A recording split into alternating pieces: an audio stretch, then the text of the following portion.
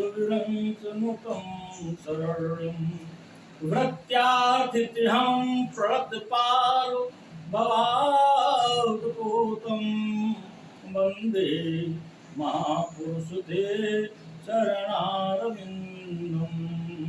इसी कथा प्रसंग के कुछ भाग को लेकर नए सारण क्षेत्र में 88,000 ऋषियों को शिशु की कथा में पान करा रहे हैं।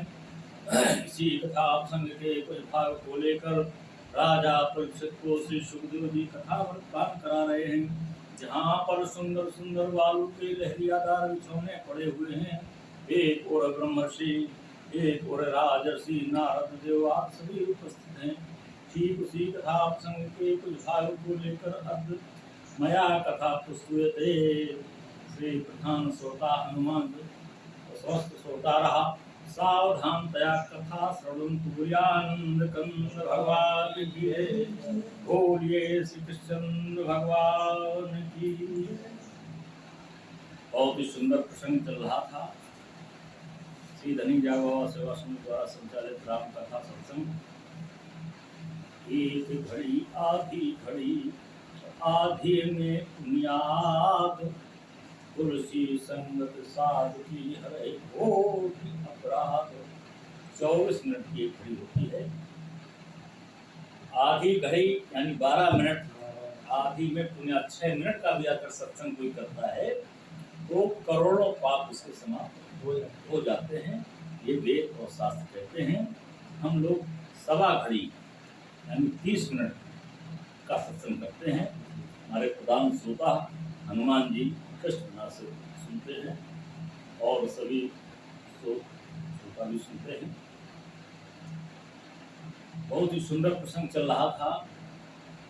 हमारे बालकांड का दोहा नंबर 175 से 177 तक का प्रसंग रहेगा।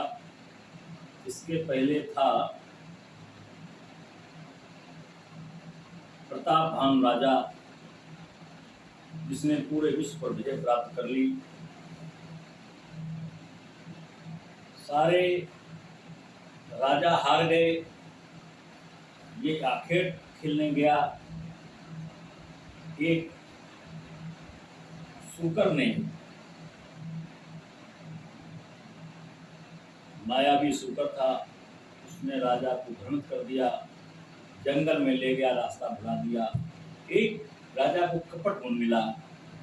वो कपट मुन था जो प्रतापवान, ये कैकेय प्रदेश के सत्यकेत के बेटे थे। प्रतापवान से राजा हारा हुआ था, तो इसने हार स्वीकार नहीं की। ये बीच से ही सेनापति को छोड़ दिया और घोड़े से उतर करके भाग गया जंगल में। आज उसी के सामने प्रतापवान राजा आए। इस कपट मुनि ने राजा को पहचान लिया और उसने अपनी बहुत ही लुभावनी बातों में फंसा लिया। अपना बदला लेने के लिए राजा को पूर्ण विश्वास में लेकर के राजा ने उसी के अनुसार ब्राह्मणों को 1,00,000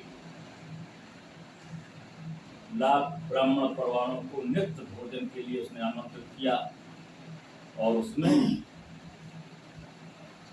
माया से सारे व्यंजन बने। माया से सारा भोजन में मांस वगैरह सब मिलाया गया और जैसे ब्राह्मण लोग भोजन करने लगे वैसे आकाशवाणी हुई, ये भोजन तुम्हारे धर्म को नष्ट करने वाला है। ब्राह्मणों ने तुरंत ही राजा को श्राप दिया, तुम परिवार सहित, सारा समाज सहित राक्षस हो गए। आज प्रतापवान चकित रह गया कि मैं भोजन परोस रहा था, परोसने जा रहा था, ये कैसा चमत्कार हुआ। मैं तो इतना दानी रहा, सब कुछ किया, लेकिन समय की गति है। फिर आकाशवाणी हुई कि गलत श्राप दिया गया है, राजा के इसमें कोई दोष नहीं। ये कपट करके राजा से बदला लिया गया है। हारे हुए राजाओं ने बदला लिया।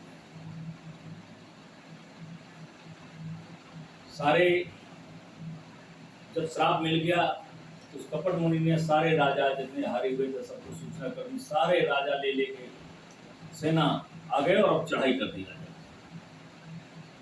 जब राजा के ऊपर चढ़ाई कर दी तो सभी ने अपने राजपाट जीत लिए।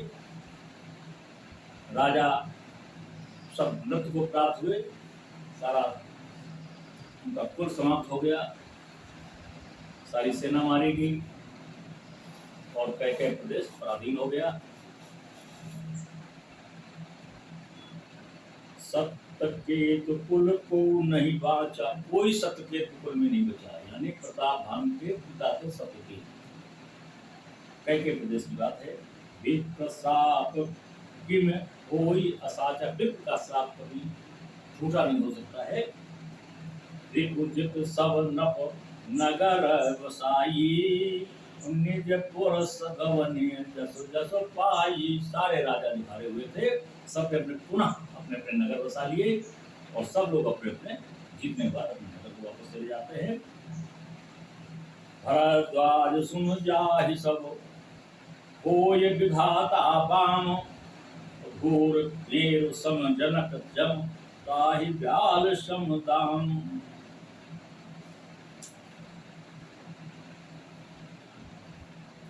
जानिए रस्सी सांप कैसे दिखती है। आज की कथा में जानिए रस्सी सांप कैसे दिखती है। रावण पूर्व जन्म में क्या था, कुंभकर्ण पूर्व जन्म में क्या था और विभीषण पूर्व जन्म में क्या था, लंका के राक्षस पूर्व जन्म में क्या थे। बहुत ही सुंदर प्रसंग है। जब विधाता वाम होता है यानी विपरीत होता है, जब ईश्वर आपके साथ नहीं होता है, तब भरद्वाज सुन जाहि जब हो ये विधाता वाम। जब विपरीत होता है विधाता तुम्हारे यानी भगवान तुम्हारे विपरीत होता है, तो धूर मेर सम जनक। तो धूर, ये जो धूल है, कण है, ये पर्वत सुमेर जैसे दिखाई देते हैं। दूर से देखिए भ्रमित हो जाता है व्यक्ति, पहाड़ दिखते हैं। धूल कहीं उड़ रही हो, तो आप जा रहे हो, दूरी पर हो, तो लगता है ये बादल से छूटे हुए पहाड़ है। ये कब दिखता है? जब विधाता विपरीत होता है। और ब्याल समदाम, सांप की तरह रस्सी दिखती है। चंद्रमा रात हो, रास्ते में जा रहे हो, दूर से रस्सी पड़ी हो, थोड़ी टेढ़ी बकोली हो, तो व्यक्ति भ्रम कर जाएगा, तुरंत रुक जाएगा, कहेगा सांप पड़ा। रास्ता काट के निकलने का, बचने का प्रयास करेगा। ये तब ये भ्रम होता है। जैसे नजदीक जाएगा तो पता चलेगा ये रस्सी, दूर से देखेगा तो रस्सी सांप नजर आएगी। ऐसे दूर से धूल पहाड़ नजर आएगा। जब विधाता विपरीत होता है, आज वही दशा प्रताप भान की हुई है। विधाता इनके विपरीत रहा है।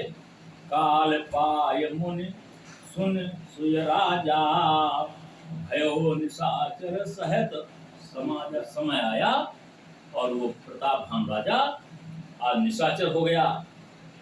10 सिर ताहि 20 भुज दंडा, रावण नाम वीर भाई बंडा। रावण नाम का ही राक्षस। प्रताप भान का दूसरा जन्म जो हुआ वो रावण का जन्म हुआ। इसके 20 भुजाएं हैं, 10 सिर हैं। और भूप अनुज अरिमर्दन नामा।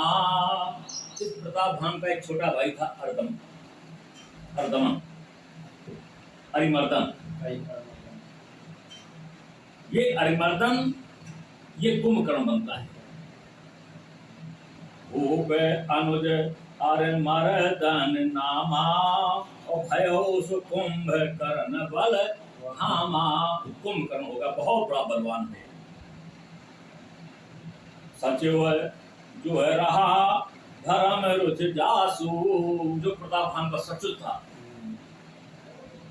जो प्रताप भान का सचिव था, धर्म रुचि।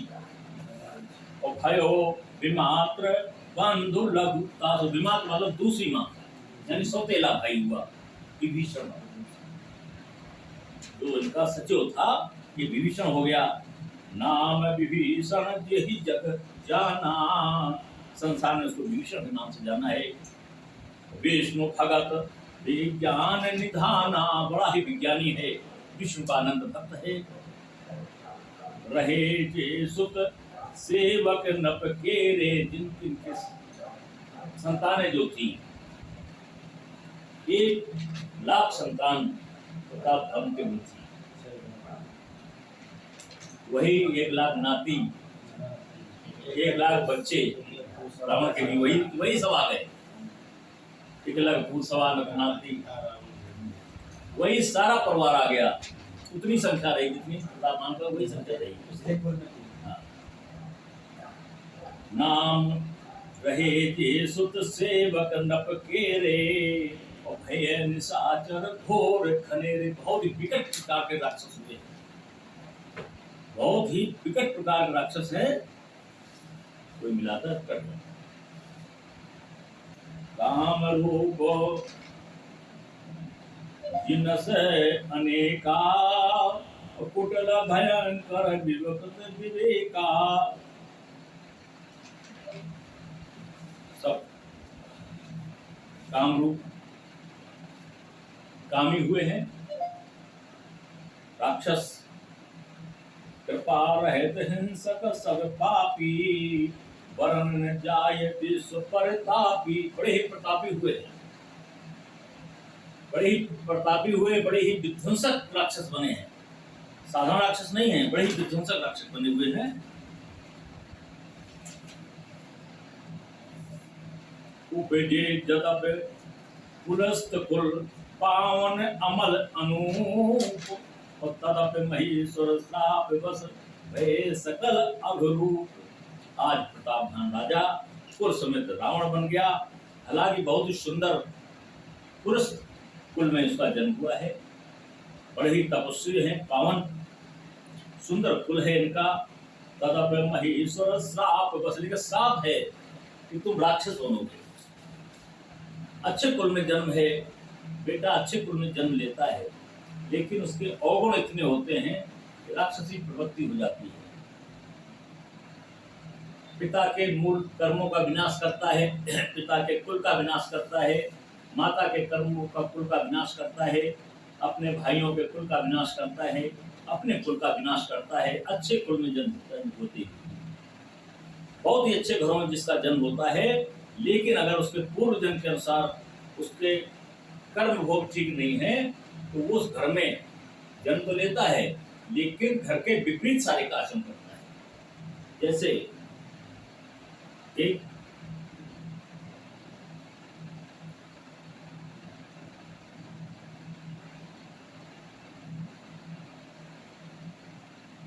आत्मदोजी,